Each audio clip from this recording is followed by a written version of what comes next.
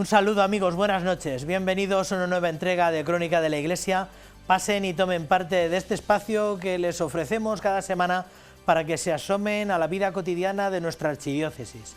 Queremos darles noticia de nuestra vida diocesana en general, que como verán nos brinda citas culturales, académicas, sociales, celebrativas y todo ese tipo de acontecimientos que ofrece la vida de familia, que es al final lo que tratamos de humildemente transmitir con este y otros espacios. Comenzamos. Cerrábamos la semana pasada con la presentación del Día de la Iglesia Diocesana. El Salón de Concilios del Arzobispado fue, una vez más, el lugar escogido para la presentación de la campaña, que fue, de nuevo, ocasión para recordar a todos que la acción de la archidiócesis alcanza a una gran variedad de ámbitos, actividades y sectores sociales. Y para ello se emplea todos los recursos humanos y materiales que tiene a su mano. Y con todo presenta un balance de cuentas muy equilibrado, con un desvío de no más del 3%. En un día importante para la historia de la Iglesia de Toledo, la conmemoración de la visita del Papa Juan Pablo II, la Archidiócesis ha querido dar gracias por este feliz aniversario y también por la ayuda y confianza que viene recibiendo de los fieles. Este domingo celebramos el Día de la Iglesia Diocesana. Las diócesis rinden cuentas y no solo económicas, pues nos hablan, por ejemplo, de las personas atendidas. Pues la Diócesis de Toledo atendió el año pasado aproximadamente en 53 centros de actividad caritativa a unas 23.500 personas. Bueno, pues es mucha gente la que se está atendiendo y gracias a ello. En el balance económico del año 2021, la Archidiócesis reconoce las aportaciones realizadas por instituciones como la Diputación Provincial y la Junta de Comunidades, además de las de los fieles que han conseguido, pese a las dificultades económicas por todos conocidas, unas cuentas equilibradas. Presentamos unas cuentas, vamos a decir, equilibradas, teniendo en cuenta que esto se concreta en un déficit, es decir, de algo que hemos gastado más de lo que hemos ingresado, de un 2,84%, lo que significan aproximadamente para todas las entidades de la diócesis algo más de 800.000 euros. Con respecto a las perspectivas de cara al próximo año, aunque se van recuperando los ingresos por el incremento del turismo, la inflación y la crisis económica y financiera hace mella, aunque se puede hablar de cierto optimismo en las previsiones, según el economo diocesano. Podamos terminar en unos números equilibrados, pero preveo que también van a tener un déficit en el que vamos a incurrir, sobre todo derivado, como he dicho, que en el año 22 las inversiones financieras pues no están funcionando ni al arzobispado ni a las instituciones que invierten de forma moderada o conservadora, mejor dicho conservadora, de forma positiva. El señor arzobispo se ha unido a este mensaje de agradecimiento a todos aquellos que confían en la labor de la Iglesia y ha invitado a seguir trabajando con transparencia en la gestión de los recursos económicos. Junto con esa transparencia, creo que también es fundamental y me parece que hay que vivirlo también, pues si somos un poco más pobres y tenemos menos medios, en la medida de lo posible, que también esto no merme nada, ni nuestra fidelidad, ni nuestra entrega. Toda la memoria económica se puede consultar en el portal de transparencia ubicado en la web de la Archidiócesis de Toledo.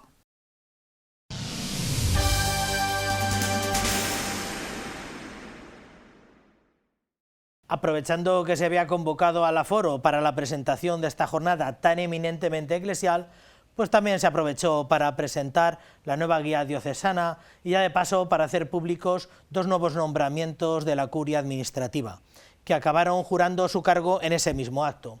Se trataba de don Juan Muñoz García como canciller secretario general del Arzobispado de Toledo y de doña Zaira Arenas Sánchez como notaria y vicecanciller adjunta. Como ven, dio tiempo a todo. También se han hecho públicos dos nuevos nombramientos de la curia diocesana. Son el nuevo canciller, secretario general del Arzobispado de Toledo, el sacerdote Juan Muñoz García, y la nueva notaria y vicecanciller adjunta, Zaira Arenas Sánchez. Esta mañana han jurado su cargo para desempeñar las funciones que les atribuye el derecho canónico. Podamos ejercer este oficio con caridad y con justicia, es decir, como decía Santo Tomás, siendo capaces de dar a cada uno lo suyo, de buscar siempre lo justo, la verdad y aquello que nos anime, que nos ayude a todos a poder llevar el Evangelio, los sacramentos y la palabra de Dios, que son los tesoros de la Iglesia, pues a todos nuestros hermanos en este momento de la vida de la Iglesia. En este acto también se ha presentado la nueva guía diocesana correspondiente al año 2022, que actualiza toda la información de la Archidiócesis de Toledo.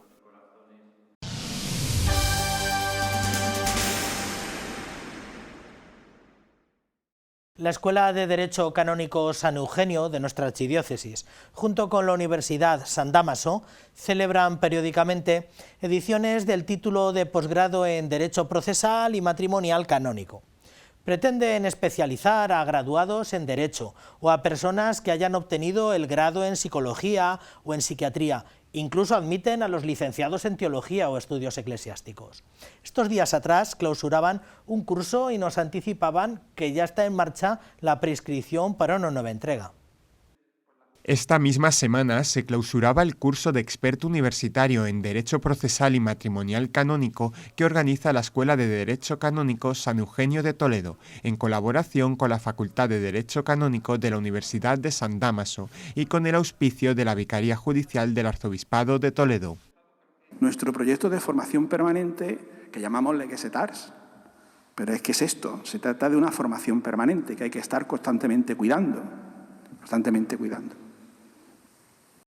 Por ello, los profesionales de este foro canónico, vosotros y nosotros, debemos prepararnos, estudiar y tomar cartas en este partido en el que tanto nos estamos jugando, defendiendo los derechos de los más vulnerables, de los niños especialmente, y de la familia.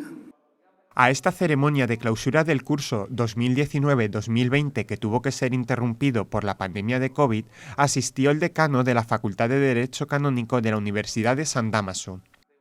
El derecho canónico es esencial en la Iglesia porque así lo ha querido nuestro Señor, precisamente fruto de la encarnación. Tanto repetir la encarnación, tanto repetir la inculturación, y algo tan elemental como ver que puesto que la Iglesia tiene también una dimensión humana, una dimensión social, necesita un ordenamiento. Y de cómo se haga este ordenamiento y cómo se respete, pues va a depender en gran parte la suerte de la Iglesia. De este modo, en una ceremonia de entrega de diplomas a los 7 laicos y 3 sacerdotes que han superado con éxito esta formación jurídica, se clausuró este ciclo formativo. Ya está casi en marcha una nueva edición de este máster en Derecho Canónico para la que se tienen 8 alumnos preinscritos.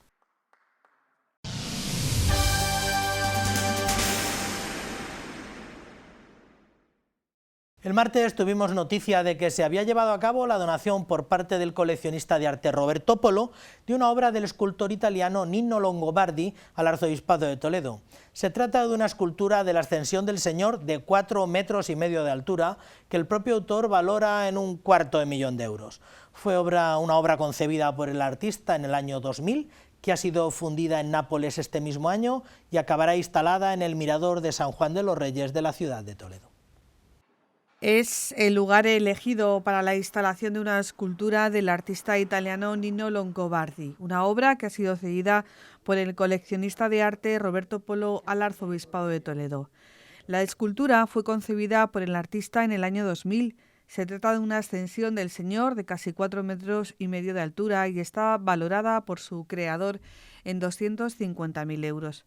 Representa la figura de Cristo con los brazos extendidos en el momento de su ascensión al cielo y está encerrada por un círculo. Toda la obra está fundida en bronce patinado en verde claro. La peana, con una pátina verde oscuro, está construida de planchas de latón plegadas y soldadas. Según su autor, la iconografía de la escultura hace referencia al círculo, que simboliza el nacimiento, muerte y resurrección de Jesucristo para salvarnos y regalarnos la vida eterna. Nino Longobardi nació el 30 de noviembre de 1953 en Nápoles. Su obra está presente en colecciones permanentes de muchos museos, como el Metropolitan de Nueva York o el Guggenheim. En Toledo se puede ver su obra en la colección Roberto Polo. Precisamente el coleccionista e historiador de arte ha sido el actor principal para la cesión de esta obra, que enriquecerá el recorrido por el arte contemporáneo en la ciudad de Toledo.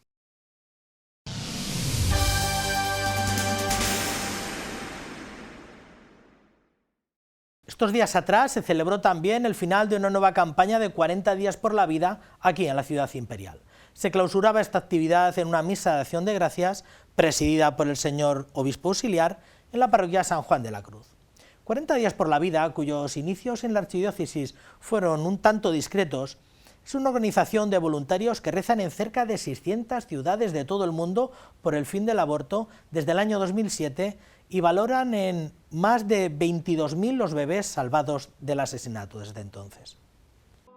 La campaña en Toledo de 40 días por la vida, de oración por el fin del aborto, concluyó esta misma semana, el pasado lunes, con la celebración de una misa de acción de gracias en la parroquia de San Juan de la Cruz de Toledo, a las 8 de la tarde, que presidió el obispo auxiliar don Francisco César García Magán. Entonces la proclamación de Cristo resucitado y de Cristo vivo nos tiene que llevar a anunciar y a proclamar esa vida con mayúscula y también nuestra vida física, que es el presupuesto para poder recibir esa vida sobrenatural, ese ser hijos de Dios en Jesucristo resucitado. En la misa han participado miembros del equipo de 40 días por la vida de Toledo, formado por personas de distintas edades y ramas profesionales, junto a voluntarios, que han rezado pacíficamente a lo largo del último mes por el fin del aborto. Que ese testimonio, como hace nuestra Iglesia diocesana y muchos de vosotros que estáis implicados en ese ámbito de defensa de la vida, por supuesto no se queda solo, que no es poco a defender a esa vida no nacida, sino a acompañar también a esas madres que a lo mejor se ven en una situación de dificultad, que no ven una salida personal al hijo, al regalo del hijo que llevan en su seno, pero que nadie le ha explicado que es un regalo de parte de Dios. La última campaña, que esta semana ha concluido hasta la organización de una nueva convocatoria, ha tenido lugar en el barrio de Santa Teresa de la ciudad. Allí se ha rezado todos los días por turnos de 1 hora. La misa fin de campaña ha sido un momento especial para agradecer a Dios las muchas gracias obtenidas en esta campaña de otoño.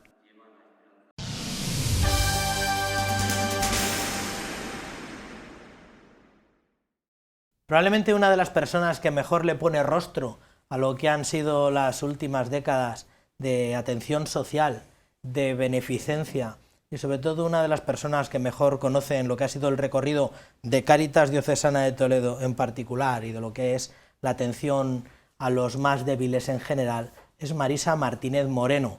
Recientemente ha tenido un reconocimiento local y afortunadamente es un privilegio tenerla esta noche con nosotros. Marisa, buenas noches. Hola, buenas noches. Muchísimas gracias por haber hecho un hueco y haber acudido. No, gracias a vosotros por invitarme. ¿Cómo has vivido este reconocimiento, Marisa? Pues con sorpresa, cuando me lo dijeron, con mucha sorpresa y con agradecimiento y muy contenta, porque yo creo que con este reconocimiento hacia mi persona se reconoce el valor de la Iglesia, porque mi vinculación ha sido siempre con Cáritas y con la Iglesia, y para mí ha sido lo más importante, que reconozcan lo que hacemos muchos voluntarios en mi persona, pero que en definitiva es lo que hace la Iglesia por los pobres. Para los que no son tan de la ciudad, pues hay que ponerles en el contexto de que el periódico La Tribuna, que es en una gala de aniversario, pues quiso hacer una entrega de premios y te concedieron a ti el premio a los valores humanos, me parece recordar, o el reconocimiento a los valores humanos. Efectivamente. ¿Desde cuándo sabes que te lo iban a dar, Marisa? Pues me llamó Fernando, el director de La Tribuna, a finales de septiembre. Me dijo que por favor que no dijera nada, porque como habrás visto lo llevaban muy en secreto, totalmente en secreto. Entonces yo, aunque soy muy habladora, sé guardar los secretos.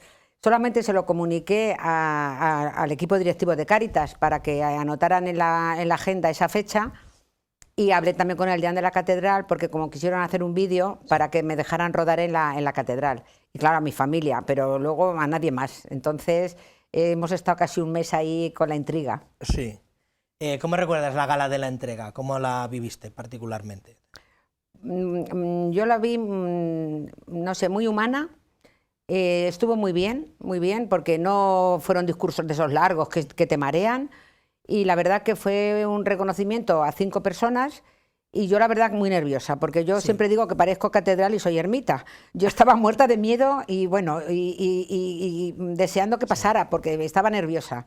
pero la verdad que contenta y satisfecha por lo que te he dicho, porque me acompañaron mis compañeros de Cáritas, me acompañó, invité de las 10 invitaciones que tenía a un trabajador y a un voluntario, mi familia, y luego muchísimos amigos, es decir, que fue una noche feliz para todos. ¿Qué les dijiste en las palabras, las tradicionales palabras, en esa gentileza que se tiene con el homenajeado o con el premiado? ¿Qué les dijiste que tanto ha gustado? Pues les dije que era un premio que le agradecía a la tribuna, que le compartía con todos los trabajadores y voluntarios de Cáritas y con todos los trabajadores y voluntarios de otras organizaciones que atienden a los más desfavorecidos. Dije que mi trayectoria en Cáritas hacía 30 años, que empecé mi voluntariado de la mano de don Marcelo y de don Rafael Palmero, y le di gracias a Dios por haberme puesto en el camino de Cáritas. Bueno, y a mi marido, que se reían, porque le di gracias sobre todo por su paciencia, Agradecí a las empresas que colaboran con nosotros y di las gracias sobre todo a las personas que vienen a Cáritas a pedir ayuda, porque cuando vienen a Cáritas vienen de una manera distinta. Ven que no solamente les vamos a dar una bolsa de alimentos o les vamos a pagar un recibo de la luz, porque para nosotros el acompañamiento, la escucha, ven en nosotros como una familia que va a estar siempre a su lado. Entonces, pues eso fue dar las gracias y bueno, yo luego lo que más gracias les hizo es que dije que no podía desaprovechar la oportunidad. A los que nos están ayudando, que nos sigan ayudando, y a los que no nos ayudaban, que nos empezaran a ayudar. Muy bien. Todos en la ciudad, poco más o menos, o la gente que tiene un conocimiento de la vida social de la ciudad, sabe quién, o te pone cara por lo menos. La gente que está familiarizada con Cáritas, pues tiene referencia de tu nombre y te pone en cara también. Pero ¿quién dirías tú que es Marisa Martínez? Si tienes que presentar a Marisa Martínez Moreno, ¿quién dirías que es? Pues soy una persona normal y corriente, de Toledo, muy toledana, que siempre he tenido inquietudes por ayudar a la gente, y eso me nace y siempre lo cuento como anécdota. Yo me eduqué en el Colegio de las Ursulinas, y a mí me llamaba mucho la atención cuando entraba por Santa Fe, entrabas en el patio, a mano derecha había una escalerita que era la escuela la escuela gratuita, y luego nosotras pasábamos al colegio. Eran otros tiempos. Sí. Entonces yo cuando iba a mi casa coincidía con una niña vecina del barrio que iba a la escuela gratuita, y yo no entendía por qué esa niña no tenía que llevar el uniforme como nosotras, no tenía que convivir con nosotras, y a mí me llamaba la atención, y yo siempre la esperaba y me iba con ellas, y me decían, ¿por qué te vas con esta niña? Y yo me acuerdo que la madre Verónica, que las que me escuchen de las Ursulinas se acordarán que era muy así, yo como siempre he sido muy rata, la dije un día, ¿y estas niñas por qué no pueden venir con nosotras? Y la monja se puso un poquito así, y conseguí al cabo del tiempo que los recreos los hicieran con nosotros, y a mí eso me marcó, porque yo no entendía por qué las diferencias, y desde entonces he sido una persona que me ha gustado comprometerme tanto en lo cultural, pero sobre todo en lo social. Nacida en Toledo, por tanto, ¿criada en qué calle de Toledo? Pues nací en la calle de la Sillería, porque en la calle de la Sillería, en esa casa que es nuestra, que era de mi madre y nuestra es, porque entonces no se iba a maternidad.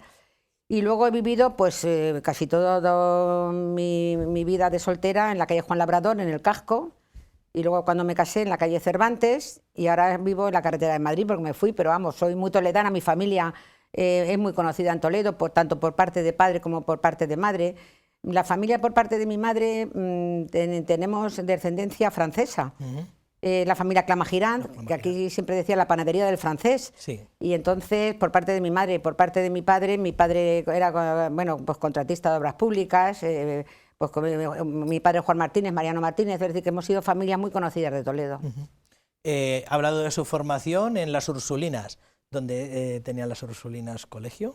Donde estaba, en Santa Fe. En Santa Fe. En Santa Fe. ¿Y después qué formación? ¿Qué tipo de formación académica tiene, Marisa? Bueno, luego me empecé a trabajar en el Banco Bilbao y estoy licenciada en Derecho, aunque no he ejercido nunca. Y luego también hice un curso de asesor financiero europeo, porque yo en la última etapa de mi vida profesional estaba en banca privada, aunque estuve en el Banco de Bilbao, pues ingresé en el año 66. Entonces, bueno, las mujeres en el año 66 ya podías hacer lo que fueras, pero no te valoraban. Y en el año 88, pues confió en mí la Caja de Ahorros de Cuenca y Ciudad Real, me nombró directora de la oficina de Toledo, y luego ya se fusionó con se creó la Caja de Ahorros de Cuenca y Ciudad Real, estuve de directora en la oficina de Zocodover, y luego ya mi última etapa fue en el departamento de banca privada. ¿Está casada, Marisa?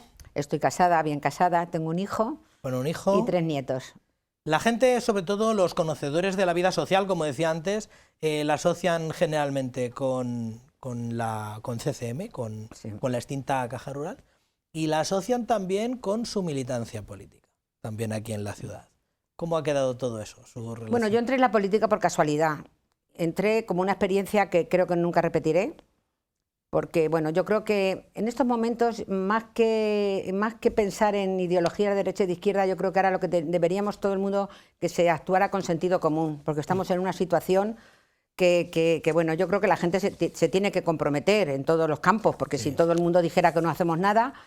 Pero bueno, yo tengo unas ideas, tanto políticas como religiosas, a las que no pienso renunciar, y creo que si estuviese en algún momento en un cargo de ámbito nacional, que se fuera a votar alguna ley en concreto que fuera en contra de lo que yo pienso como católica, rompería la disciplina de voto.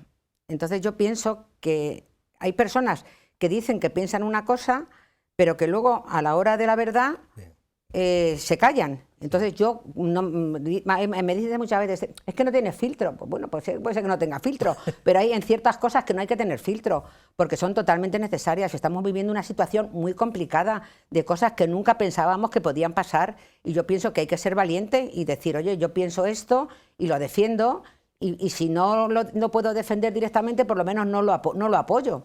Por eso te digo que yo creo que para la política no sirvo. Y ya lleva de toda su vida en la banca privada, pues lleva un tiempo jubilada. O sea que esos dos asuntos, esos dos capítulos de su vida los da un poco por cerrados. ¿Desde cuándo conoce a Cáritas, Marisa? Antes nos hablaba de su activismo, que comenzaría probablemente cuando consiguió que las de pago y las gratuitas tuvieran el recreo juntos, pero ¿desde cuándo conoce Cáritas diocesana? Bueno, yo hace muchos años, una amiga mía tenía un hijo con problema de drogadicción y me animó a que me entrara en la asociación Pretos, porque decía que las personas que por suerte no teníamos el problema éramos más objetivos a la hora de llevar una asociación. Entonces me nombraron presidenta de la asociación Pretos, estuve unos años ahí en Pretos, levantamos un poco la asociación y organizamos el Día de Toledo contra la Droga en la Plaza de Toros. Antonio Herrero, el fallecido locutor, vino a presentarnos el acto, actuó Miguel Bosé, que nos cobró, pero bueno, vino. Y entonces luego ya pues era una etapa de que yo estaba trabajando, tenía mucho jaleo y lo dejé. Entonces yo siempre he tenido muy buena vinculación con la iglesia, con don Rafael Palmero mucha, y me llamó don Marcelo y me dijo, mira, ahora que has dejado esto, me gustaría que te hicieras cargo de Cáritas Diocesana. Entonces me propusieron ser directora de Cáritas Diocesana y ahí en el año 92, me nombró directora de Cáritas Diocesana. Don Juan Sánchez estaba de delegado episcopal, Eva Alonso estaba de secretaria general, y yo llamé a Paco Cepeda, que era tesorero de la Junta, para que fuera tesorero. Era el trabajo que iba a tener menos trabajo porque no había dinero, pero bueno, yo se lo dije, me dijo, tengo mucho que hacer, digo, no te preocupes que no vas a tener trabajo. Y en el año 92, pues de la mano de don Marcelo empecé en Cáritas. Eso le iba a decir, que ¿cómo era la Cáritas de entonces? ¿Cómo recuerda aquello que se encontró o aquel servicio que le pidieron? ¿Cómo era aquello? Pues cuando llegamos a Cáritas, prácticamente existían la Cáritas Interparroquial de Talavera y la Cáritas Interparroquial de Toledo. Y entonces don Marcelo tenía mucho interés en que Cáritas fuera lo que tiene que ser y tenía que haber sido siempre, en cada parroquia una Cáritas, porque Cáritas es la iglesia. Yo el otro día le decía a un sacerdote, ¿tú bautizas a los niños? Y me decía, sí, digo, por lo mismo es Cáritas. Es decir, que Cáritas, donde en cualquier parroquia tiene que haber una Cáritas, con voluntarios, sin voluntarios. Entonces, bueno, recorrimos toda la diócesis, porque claro, también fuimos a Extremadura, es decir, que fuimos, bueno, fueron unos años de mucho trabajo. Y bueno, cuando terminamos la etapa nuestra en el año 88, en el 2000, a los 22 años, sí. A los 22 años, pues había ya casi 2.000 voluntarios y 120 Cáritas constituidas. Entonces existía, todavía sigue existiendo la Interparroquial de Talavera, entonces existía la Interparroquial de Toledo. Estaba don Daniel Fernández también. Daniel, que luego estuvo también conmigo de delegado episcopal. Que también, efectivamente, que fue después delegado episcopal. Y luego don Gerardo. Y después don Gerardo Ortega. Y don Ángel Fernández Collado también estuvo de delegado episcopal tiempo. Es verdad. Muy poco tiempo, pero también estuvo de delegado episcopal. La verdad es que yo siempre que venía un arzobispo nuevo ponía el cargo a disposición, porque claro, por estatutos, hombre, el arzobispo puede hacer lo que quiera, pero por estatutos lo normal son 8 años. Y el arzobispo que venía yo ponía el cargo a disposición. Y bueno, se fue renovando, pero bueno, ya era necesario. Es decir que, vamos a ver, yo siempre he tenido muy claro que yo soy voluntaria de Cáritas, independientemente de lo que me toque hacer. porque yo era directora de Cáritas y lo que estoy haciendo ahora en la nave lo hacía. Entonces es verdad que es un voluntariado, es decir, que te toque hacer lo que te toque hacer. Sí. De la última etapa de su dirección al frente de Cáritas, recordamos el Hogar 2000. Sí. Estamos hablando del pontificado de don Francisco Álvarez Martínez, que en paz descanse. ¿Cómo se gestó todo aquello? Los que ya entonces teníamos uso de razón diocesana, recordamos que aquello quería ser un compromiso del jubileo de la misericordia, del jubileo del año 2000, del jubileo del milenio. ¿Cómo surgió lo del Hogar 2000, Marisa? Pues el Hogar 2000 ha sido un milagro. Porque a mí me llamó don Francisco y me dijo que como signo del año 2000 querían que la diócesis hiciese algo que perdurara en el tiempo y que habían pensado que se hiciera un centro para enfermos de VIH, que entonces el VIH... Y es lo que me dijo. Y que lo lleve Cáritas y tira para adelante. Bueno, pues yo que por pedir que no se quede me moví a todos los niveles y no recibimos ni un solo euro de subvención de las administraciones. Bueno, pues hablé con los frailes de Montesión, porque claro, luego tampoco le podías poner en el centro de Toledo, porque somos todos muy buenos, pero no quieres tener un centro de esas características. Claro. Y podemos decir con satisfacción que es un centro y un recurso que se ha hecho todo con recursos y con donativos de la Iglesia Católica, de los católicos. Fue una inversión de 200 millones de las antiguas pesetas y es una satisfacción poder decir que está hecho, que está pagado, que se pagó. Y que no nos dieron nada. Efectivamente, aquello surgió como centro de enfermos de SIDA, que decíamos, enfermos de VIH. Hoy ha cambiado mucho porque surgió que en esa misma década en la que se inauguró, pues surgió una solución médica a todo el problema del VIH, pero hoy sigue teniendo sentido el Hogar 2000, ¿verdad? Hombre, claro, la verdad es que hay 27 plazas, hay 6 o 7 con VIH, mucho con enfermedad mental. Y es una satisfacción para la Iglesia que nuestros residentes es los que más ayuda necesitan y los que nadie los quiere. Es decir, que hay gente que lleva encamada años. Es decir, que es un recurso muy necesario que está ayudando a mucha gente y le llamamos Hogar 2000 porque queríamos que fuera eso, una familia, un hogar. Y como tal es, y la gente que está con nosotros, la verdad que mueren dignamente y viven felices. Aparte de la extensión de Cáritas por todas las parroquias, aparte de esto que probablemente no es, pero bueno, sí que fue muy significativo, fue como un proyecto muy señero de aquella época. ¿Alguna cosa más en la que tú cuando haces un balance de todos los 22 años que estuviste al frente de Cáritas, además de esa extensión, de hacerla permeable en toda la diócesis, y además de algún proyecto muy arriesgado, algún proyecto con mucho arrojo como el del Hogar 2000, ¿alguna cosa más recuerdas de aquellos años? ¿Cómo recuerdas aquellos años? Bueno, hicimos, por ejemplo, también hicimos el centro del polígono, el centro Santa Teresa de Calcuta, que era una guardería de las monjas, que le compramos ese edificio y ahí hicimos un centro de formación. Y el centro de formación también se hizo en esa época. Y bueno, luego sobre todo pues potenciamos los talleres, empezamos bueno, se hizo el proyecto de Empresas con Corazón, que también se puso en marcha en la época nuestra, y fue un proyecto que sí, lo empezó Cáritas de Barcelona, yo me puse en contacto con Cáritas de Barcelona, ya lo tienen todas las Cáritas, también le pusimos en marcha nosotros, y también los talleres de empleo. Los talleres de empleo que hay, el huerto ecológico, es decir, que teníamos el taller de carpintería y el taller de jardinería, que ahora se han transformado en el huerto ecológico, que en la época mía conseguimos que la empresa de construcciones Antolín García Lozoya nos cediera la parcela donde estamos, y ahí está el huerto ecológico, y luego el taller de carpintería se quitó y se hizo ya el taller de polimantenedor de edificios, que está en vigor, pero nosotros empezamos con los talleres de empleo. Pues parecería que son como más recientes, parece que son de la época de la multiplicidad de proyectos.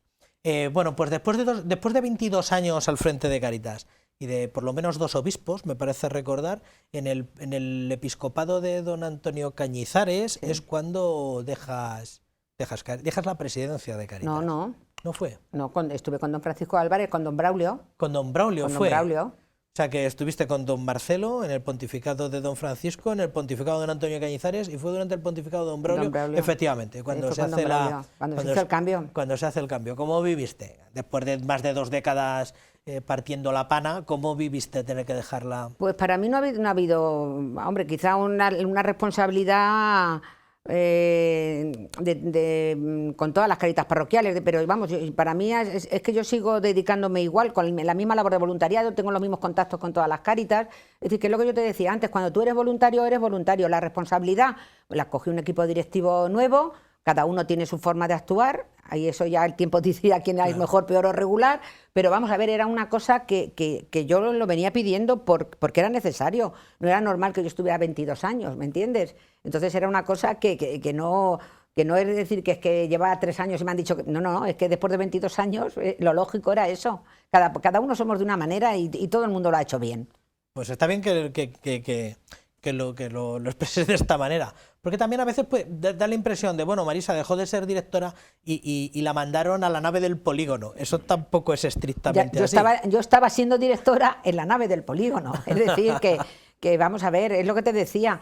Yo, vamos, lo mismo que me vistes el otro día que hacía, ahora lo hacía antes, ¿me entiendes? Lo que pasa que por las tardes, pues por las tardes teníamos más reuniones, más cosas, íbamos de viaje, que igual ellos saben que estoy a disposición de lo que necesiten, pero es decir que no, eso que me mandaron no. Es decir que yo, vamos a ver, que ahí estoy y mientras tenga salud, procuraré estar. Lo digo por la leyenda urbana de, bueno, pues estuvo mucho tiempo de directora y después ya se cesó como directora y bueno, pues hubo que buscarle un hueco en la nave del polígono y tú lo de la nave del polígono lo llevas abrazando desde desde hace mucho tiempo. ¿A qué se dedica?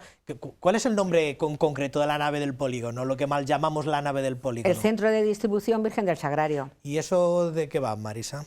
Pues ahí centralizamos todas las donaciones que nos llegan de todo tipo, las compras, que procuramos que sean pocos para tener donación, y desde ahí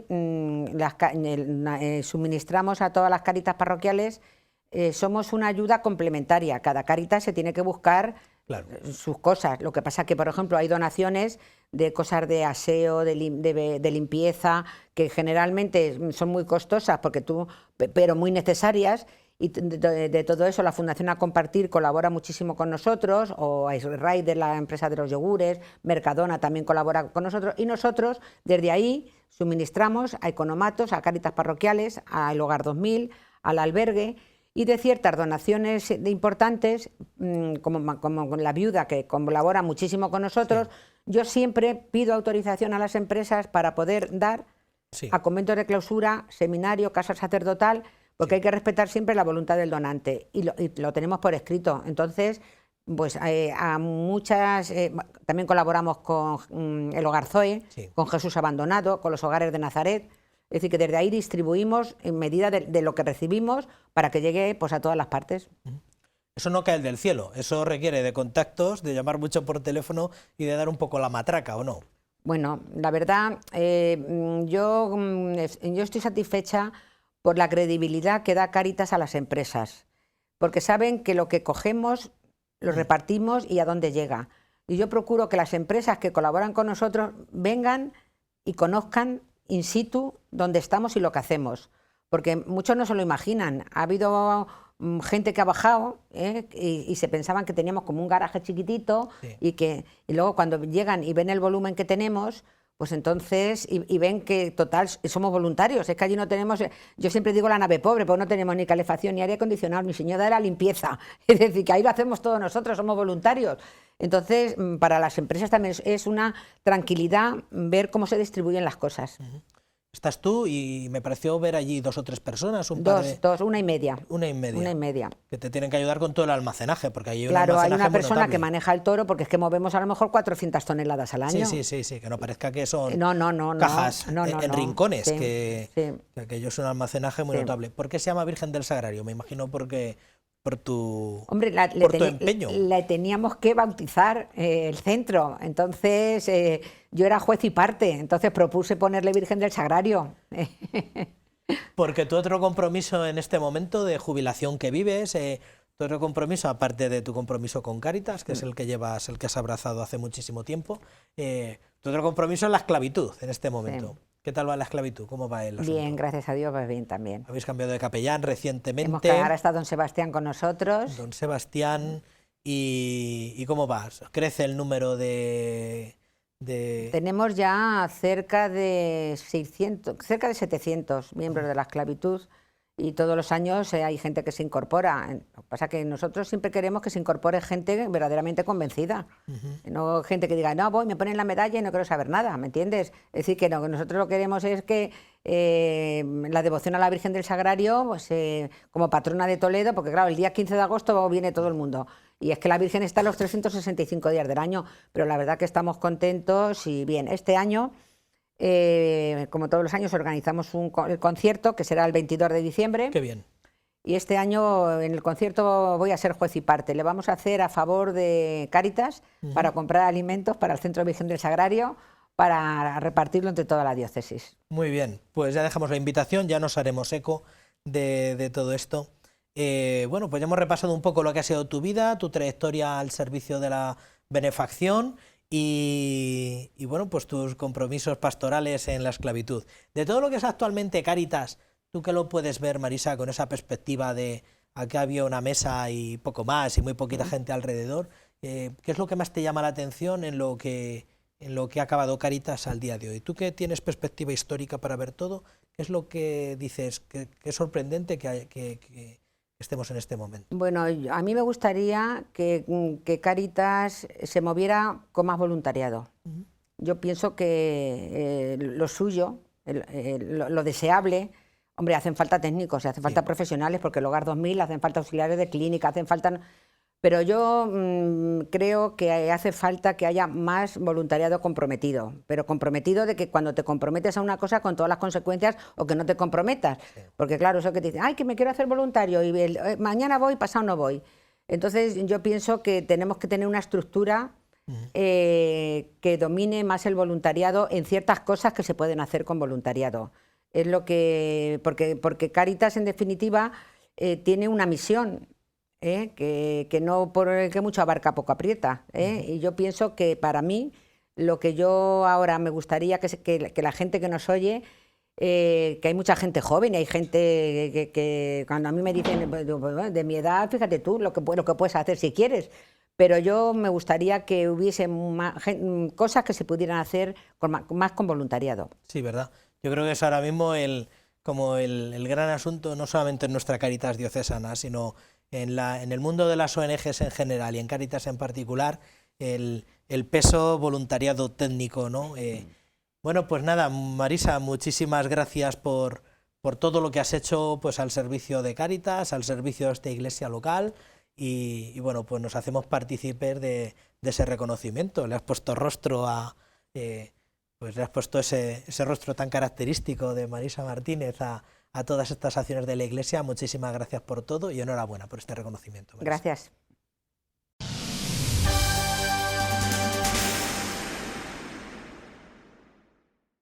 Los sacerdotes que se encuentran entre su tercer y su quinto año de ordenación han realizado unas jornadas de formación permanente para presbíteros jóvenes, unas citas más conocidas en los ambientes como quinquenales. Se han desarrollado durante los pasados días 6 al 9 de noviembre en la ciudad de Ávila y han estado acompañados por el vicario para el clero y puntualmente también por el señor arzobispo. La necesidad de la formación integral en el clero joven hoy es particularmente exigente en un contexto social bastante complejo. Del 6 al 9 de noviembre, los sacerdotes de tercer a quinto año de ordenación de la Archidiócesis de Toledo participan en los quinquenales que se celebran en Ávila. Una convocatoria a la que se ha unido el señor arzobispo y que sigue el tema de este segundo año de la propuesta pastoral presinodal. Intentamos que este curso sea un poco un curso dedicado a la vida consagrada y los destellos que ese discipulado del seguimiento de Cristo tienen también para los sacerdotes. Eso va a colorear un poco toda la formación permanente de este curso. Nosotros buscaremos también renovarnos en los consejos evangélicos, pobreza, castidad, obediencia. Junto a los encuentros de formación permanente en las diferentes vicarías y los retiros por arciprestazgos, la Vicaría para el Clero también celebra el convictorio y los quinquenales o las denominadas jornadas sacerdotales, como son la Misa Crismal, San Juan de Ávila o la Fiesta de Jesucristo, Sumo y Eterno Sacerdote. Formación para poder dar respuesta a los retos y desafíos de la Iglesia hoy, pero también oportunidades para cuidar la dimensión espiritual. El señor arzobispo en los retiros de inicio de curso nos ha invitado mucho a cuidar nuestra vida de estar con el Señor, nuestra vida de unión con Cristo, la vida espiritual. Eso hace que nosotros marquemos siempre en la agenda de cada sacerdote 2 citas a fuego. El retiro mensual, para el que tenemos un equipo pues de 20 y tantos sacerdotes que recorren los 26 arciprestazgos, y los ejercicios espirituales anuales. 2 son las peregrinaciones que propone esta vicaría a los sacerdotes, para los más jóvenes del 5 al 12 de febrero a Tierra Santa y del 11 al 15 de abril a Polonia, tras las huellas de San Juan Pablo II.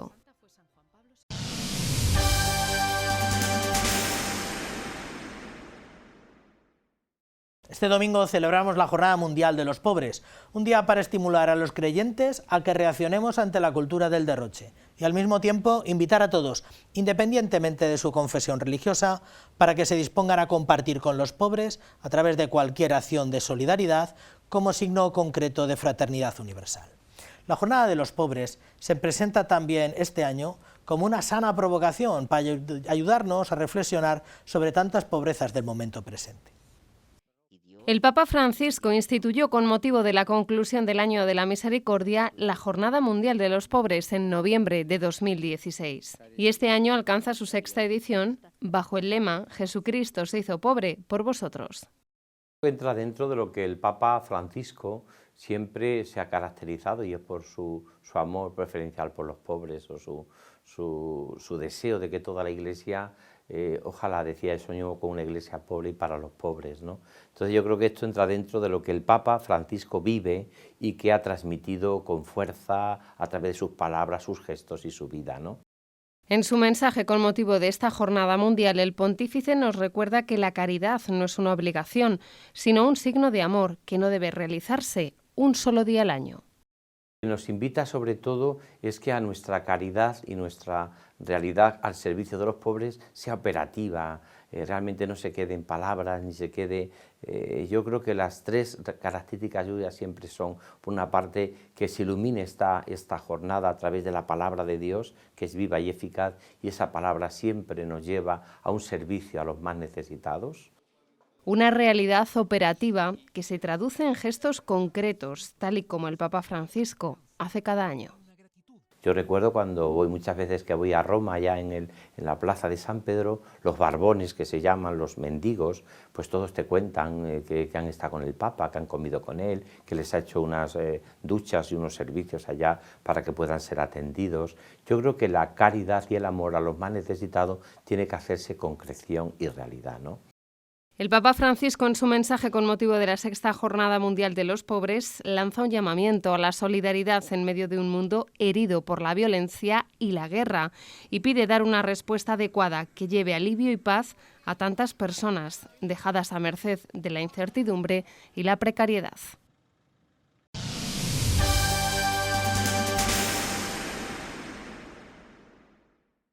A las 12 de la mañana este domingo el señor arzobispo preside la Eucaristía en la catedral, concelebrará el obispo auxiliar, el deán y otros miembros del Cabildo Primado. Participarán también en ella unas 200 personas que viven en situaciones de pobreza o de exclusión social. Tras la misa, los asistentes podrán disfrutar de una visita guiada por el templo y finalmente compartirán una comida en el claustro catedralicio, en la que participarán, además de los protagonistas del día de la Jornada de los Pobres, el arzobispo, su auxiliar y el resto del séquito. Y en la Jornada Mundial de los Pobres, en nuestra archidiócesis, el señor arzobispo de Toledo presidirá a las 12 del mediodía la Santa Misa en la Catedral Primada. La catedral no ha dudado en ningún momento no solo en acoger, sino colaborar y ponerse manos a la obra para que toda esta jornada sea de verdad pues un acto de la Iglesia diocesana y de la Iglesia aquí en la catedral, que es la Iglesia Madre por todos los medios. Tras la Eucaristía, cerca de 200 personas atendidas en los diferentes programas de Cáritas Diocesana disfrutarán de una visita guiada por el Templo Primado. Con la participación del señor arzobispo, con la participación del Cabildo, con la participación de todas las cofradías, que muchas ya están y van a ser, y los voluntarios de Cáritas y toda la organización de Cáritas diocesana, pues va a hacer posible que sea una jornada hermosa y que realmente responda a esas necesidades que que se tienen. La jornada finalizará con la comida que se servirá en el claustro de la catedral a cargo de Cáritas, con la colaboración de la Cofradía de la Santa Caridad, del Descendimiento y del capítulo de Caballeros Penitentes de Cristo Redentor.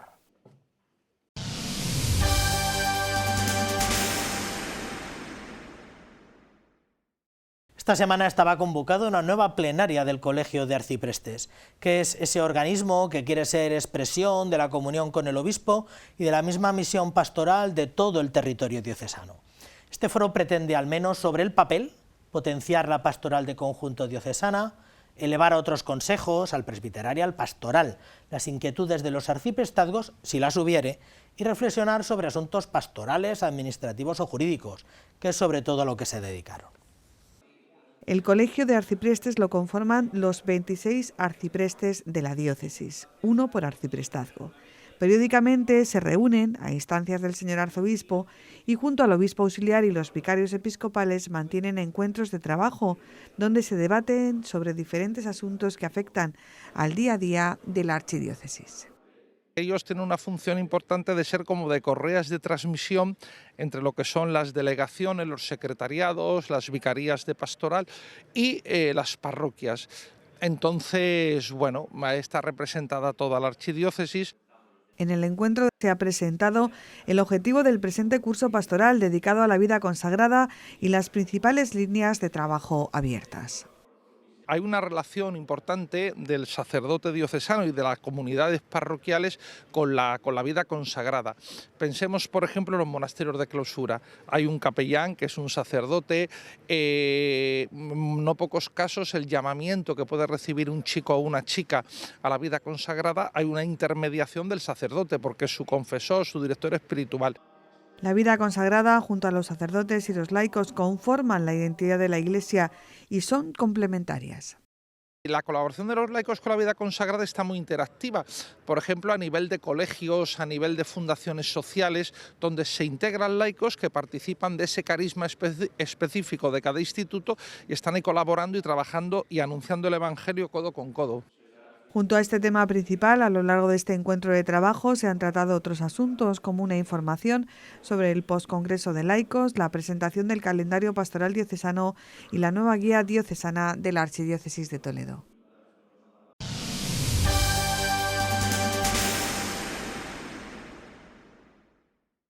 Como cada año, el segundo domingo de noviembre tendrá lugar en nuestro seminario la fiesta del reservado, en la que se recuerda la primera vez en la que el Santísimo fue reservado en el sagrario de esta institución. Una fiesta que entronca con el Beato Mosensol, que siempre conmemoraba la instalación de Jesús sacramentado en la capilla de los colegios de San José, que él mismo fundaba, y que los operarios querían que fuera un día de agradecimiento a Jesús, que como huésped de la casa quiere establecer en ella su morada. El próximo domingo nuestros seminarios celebrarán la fiesta del reservado, una celebración que tiene su origen cuando la Hermandad de Sacerdotes Operarios Diocesanos del Sagrado Corazón de Jesús regentaba el Seminario Mayor. Ellos, siguiendo a Mosensol, el Beato Mosensol, pues querían dar una significación especial al momento en el que se reserva el Santísimo en una casa. Entonces, en verdad, el Día del Reservado lo que estamos celebrando es la reserva de Jesucristo Eucaristía en el seminario. Entonces, es una fiesta que rememora el día en que por primera vez, tanto en el seminario menor como en el seminario mayor, el Señor se instaló en nuestra casa en el sagrario. Los días previos, los seminaristas se afanan para poder engalanar los claustros de ambos seminarios con alfombras de sal y altares. Este año pues estamos preparando las guirnaldas, que ya es muy tradicional en el seminario menor, pero en el seminario mayor, además de las alfombras, los altares y otros elementos decorativos que vamos a poner eucarísticos, pues este año también queremos poner nosotros guirnaldas.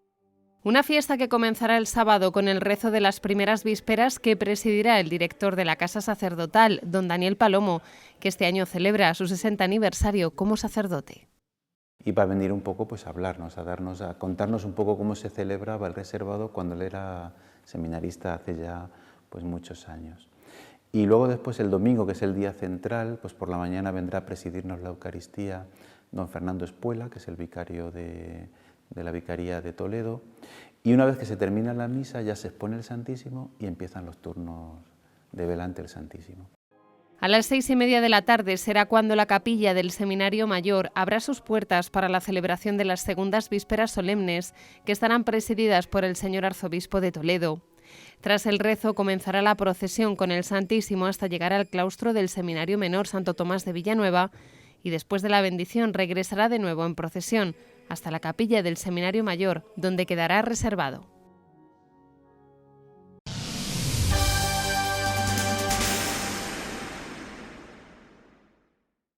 Esta semana en la actividad del Papa recordamos su más reciente viaje a Bahrein y los llamamientos a la paz que ha hecho junto a otros representantes de religiones y de otras confesiones. También recordamos que tras la audiencia general, Francisco bendijo una escultura que se titula Refugio y representa una paloma colocando una manta sobre una persona sin hogar. La efigie de bronce de tamaño natural es un regalo de la familia vicentina formada por congregaciones religiosas y asociaciones de laicos inspiradas en San Vicente de Paúl. Esta semana, en la actividad del Papa Francisco, recordamos su más reciente viaje a Bahrein y los llamados de paz que ha hecho junto a representantes de otras religiones. Le parole di Gesù che abbiamo ascoltato parlano dell'acqua viva che sgorga dal Cristo dai credenti. Mi hanno fatto pensare proprio a questa terra. È vero, c'è tanto deserto, ma ci sono anche sorgenti di acqua dolce que escorren silenciosamente. Las palabras de Jesús que hemos escuchado hablan del agua viva que brota de Cristo y de los creyentes. Me hicieron pensar precisamente en esa tierra. Es verdad, hay mucho desierto, pero también hay manantiales de agua dulce que corren silenciosamente en el subsuelo irrigándolo. Sfide che deve affrontare, mali personali e sociali di vario genere. Es una hermosa imagen de lo que son ustedes y sobre todo de lo que la fe realiza en la vida. Emerge a la superficie nuestra humanidad, demacrada por muchas fragilidades, miedos, desafíos que debe afrontar, males personales y sociales de distinto tipo. Pero en el fondo del alma, en lo íntimo del corazón, corre serena y silenciosa el agua dulce del Espíritu, que riega nuestros desiertos, vuelve a dar vigor a lo que amenaza con secarse. Lava a lo que nos degrada, sacia nuestra sed de felicidad. Y siempre renueva la vida. Esta es el agua viva de la que habla Jesús. Esta es la fuente de vida nueva que nos promete. El don del Espíritu Santo, la presencia tierna, amorosa y revitalizadora de Dios en nosotros.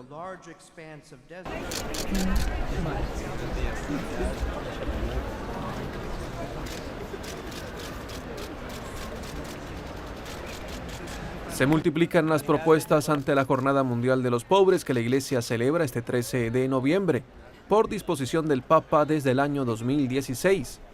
En el Vaticano el arte se convierte en motor de conciencia y llamado a la acción.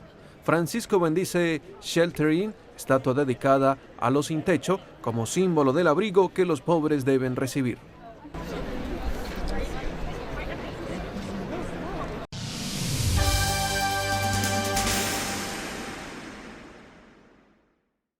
Bueno, pues esta ha sido nuestra crónica eclesial para esta semana.